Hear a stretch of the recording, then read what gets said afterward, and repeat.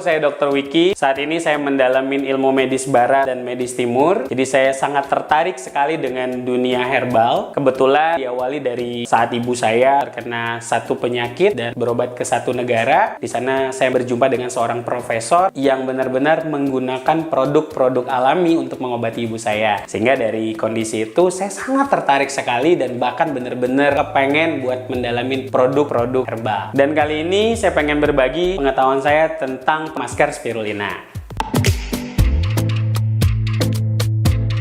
Spirulina ini sebenarnya tumbuhan laut. Jadi spirulina ini punya kandungan-kandungan yang bagus banget buat nutrisi tubuh. Dan sekarang-sekarang ini malah digunakan untuk kecantikan. Dan itu lagi viral banget.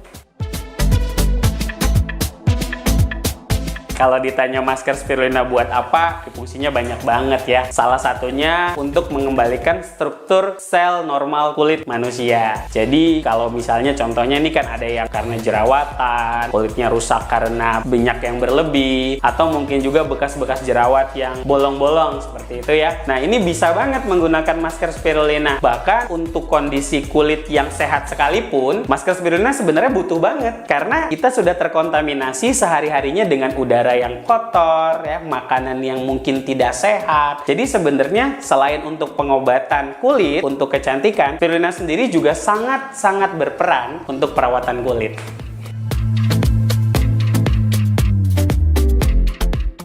Saya merekomendasikan untuk semua orang menggunakan masker spirulina. Baik itu laki-laki, baik itu perempuan, baik itu anak-anak, remaja, dewasa, bahkan orang tua sekalipun. Bagi saya, kalau benar-benar pengen merawat kulit dan kualitas kecantikan kulitnya, sangat saya sarankan untuk pakai masker spirulina. Karena ini satu-satunya cara yang menurut saya paling efektif buat ngejaga. Paling simple, paling gampang, dan benar-benar berkualitas.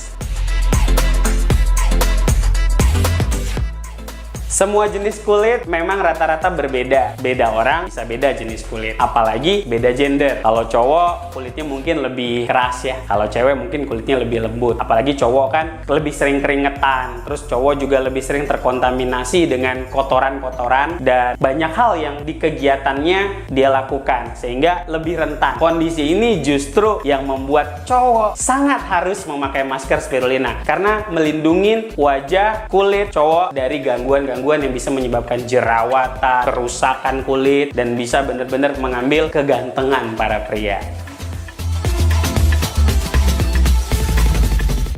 Spirulina satu-satunya masker saat ini yang saya paling percaya aman banget ya. Karena 100% ekstraksinya itu di bawah suhu 0 derajat dan kandungannya 100% itu benar-benar dibutuhkan untuk kulit, kecantikan, apalagi tubuh manusia. Justru untuk kulit sensitif, ini kondisi yang paling tepat karena masker spirulina itu justru mengembalikan kondisi sensitivitas kulit ke kondisi normal. Jadi perlahan-lahan, karena memang spirulina ini alami banget, akan mengembalikan kondisi kulit yang tadinya sensitif jadi benar-benar normal.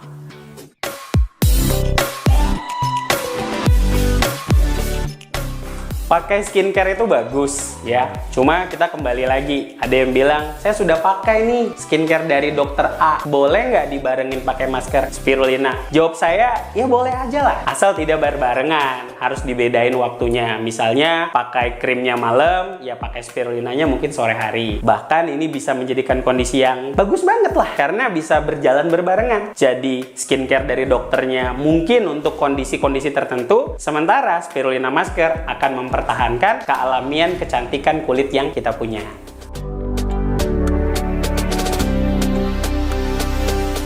Jadi begini, setiap tumbuhan atau buah itu punya kandungan yang dibutuhkan tubuh dan kandungan yang tidak dibutuhkan tubuh. Ya contohnya di spirulina sendiri ya. Spirulina ini punya kandungan yang memang sangat bagus untuk kulit dan tubuh, tapi juga punya kandungan yang tidak bagus. Nah, akhirnya spirulina ini harus diekstraksi dulu. Proses ekstraksi ini yang membuat berpisahnya kandungan yang baik dan kandungan yang tidak baik. Jadi akhirnya spirulina maxima yang diproses sebagai bubuk masker spirulina ini adalah kandungan-kandungan terbaik yang diambil dari spirulina. Enggak, kan bahannya alami. Pasti nggak ketergantungan. Tapi saran saya harus dipakai terus-menerus. Kenapa? Ya karena kondisi lingkungan seperti udara, air, makanan yang kita jumpai sehari-hari itu bisa membuat tubuh kita menjadi rusak. Makanya kita butuh masker spirulina secara berkesinambungan. Artinya ya perawatan lah sepanjang kita membutuhkan.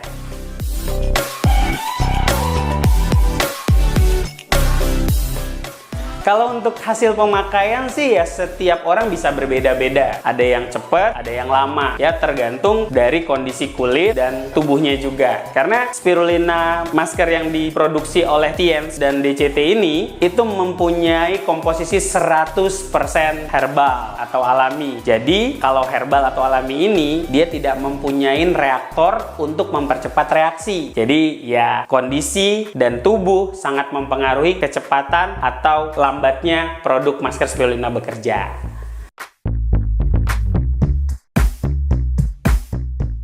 Sebaiknya pemakaian spirulina ini paling lama 30 menit karena ditakutkan spirulina ini ketika mengering dia bisa menutup pori-pori. Sejatinya kulit manusia tetap butuh bernafas. Artinya di saat tidur sebaiknya kondisinya tidak memakai apa-apa. Jadi jangan sampai dibawa tidur. Hanya 30 menit dan kalau bisa ditandai dengan keringnya masker spirulina di wajah berarti sudah bisa dibersihkan.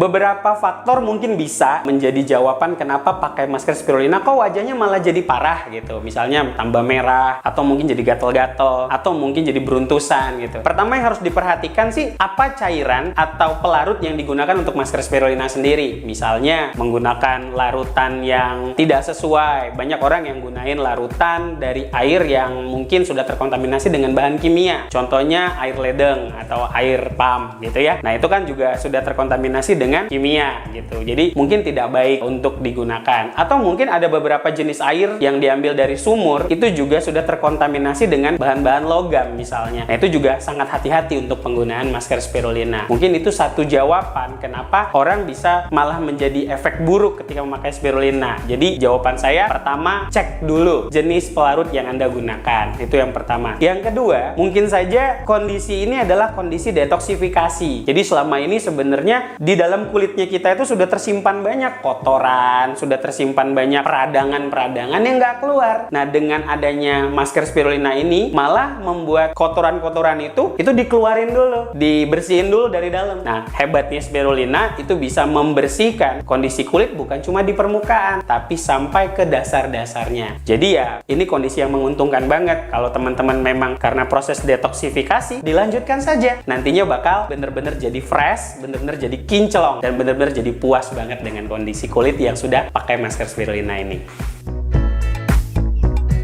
Ada 3 jenis sebenarnya tipe kulit manusia. Yang pertama contohnya kulit kering. Nah, untuk tipe kulit kering, masker spirulina itu cocok banget dipadukan dengan susu UHT. Karena susu UHT ditambah dengan spirulina atau masker spirulina, ini sangat bagus untuk mengembalikan kenormalan kulit. Sehingga kulit yang tadinya kering, ini benar-benar menjadi kulit normal dengan kelembapan yang sesuai. Nah, untuk yang kedua, tipe kulit berminyak. Kalau tipe kulit yang berminyak, sebaiknya gunakan masker spirulina ditambah perpaduannya dengan air hangat. Karena air hangat yang bercampur dengan masker spirulina itu akan mengurangi atau bisa dikatakan menormalkan kulit wajah dari minyak yang berlebih. Dan sedangkan yang ketiga, itu tipe kulit campuran. Nah, tipe yang ini bebas. Mau pakai susu UHT untuk memadukannya atau bisa juga menggunakan air hangat.